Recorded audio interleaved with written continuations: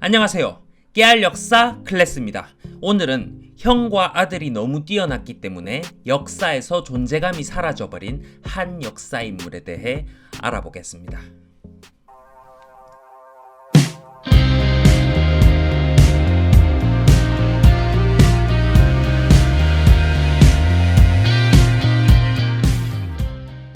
만약 역사에 조금이라도 관심이 있다면 고구려 17대 왕 소수림 왕에 대해서 다들 아실 겁니다.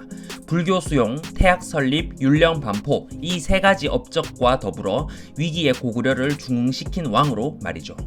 그리고 우리나라 사람 중에서 고구려 19대 왕 광개토대왕을 모르는 사람은 없습니다. 그런데 많은 사람들이 이 두 왕 사이에 있는 고구려 18대 왕에 대해서는 잘 모르는 경우가 많습니다. 생각보다는 좋은 왕이었지만 앞뒤로 너무 뛰어난 명군이었기 때문에 상대적으로 묻혀버린 왕. 그는 바로 고구려 18대 군주 고국양왕입니다. 그의 이름은 고일현. 그는 고국 원왕의 아들이자 소수림 왕의 동생이며 광개토대왕의 아버지입니다. 미천왕에서 장수왕까지 이어지는 왕 계보에서 마치 다크템플러와 같은 존재감을 보여주는 그는 나름대로 괜찮은 왕이었습니다.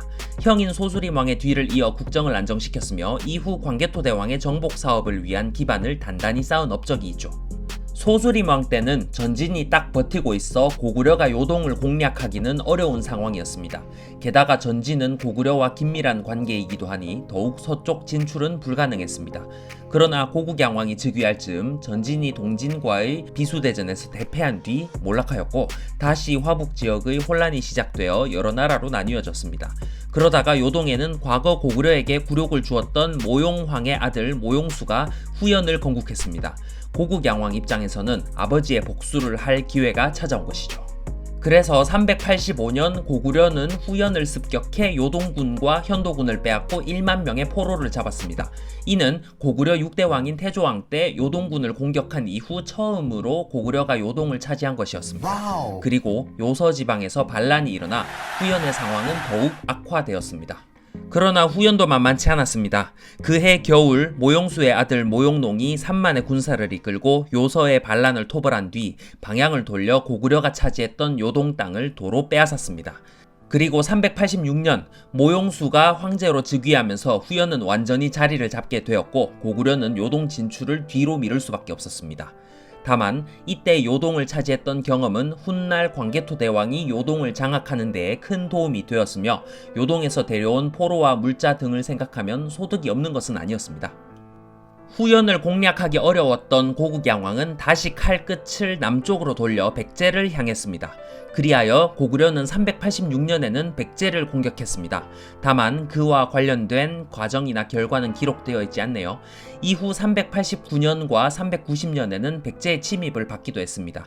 이는 두 국가의 힘이 한쪽으로 크게 기울지 않는 상태였다는 것을 보여줍니다. 당시 백제의 왕은 진사왕이었는데 근초고왕 때부터 이어지는 백제의 전성기 분위기를 아직 유지하고 있었던 것 같습니다. 그리고 391년 5월 고국양왕은 자신의 아들인 담덕에게 왕위를 물려줍니다. 그런데 392년에 교서를 내려 불교를 장려하고 백성을 위해 토지의 신에게 제를 올리는 국사를 세웠으며 종묘를 수리했다는 기록이 있습니다. 또한 백제를 견제하기 위해 신라와 우호 관계를 맺고 실성을 인질로 받기도 했습니다. 이를 통해 고국양왕은 아들에게 양위한 다음에도 어느 정도 국정에 개입했다는 사실을 알 수 있습니다. 이는 담덕이 즉위하자마자 바로 정복전쟁에 나선 것을 서포트한 것으로 생각되는데요. 특히 훗날 신라 18대 국왕이 되는 실성을 인질로 받은 것은 광개토대왕과 장수왕대로 연결되는 고구려의 신라 복속 외교를 위한 기반이 되었습니다. 그리고 392년 고국양왕은 세상을 떠났습니다. 정말 고국양왕에 대해서는 말씀드릴 만한 내용이 사실 별로 없네요.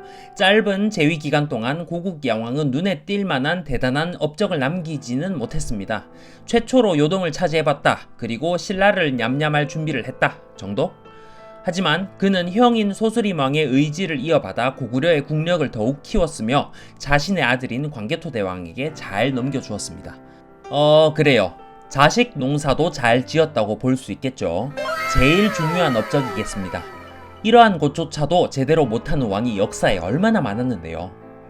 그런데 각종 대중매체에서의 고국양왕의 취급은 매우 안타까운 부분이 많습니다. 대체적으로 나약하거나 무력한 모습으로 많이 표현됩니다.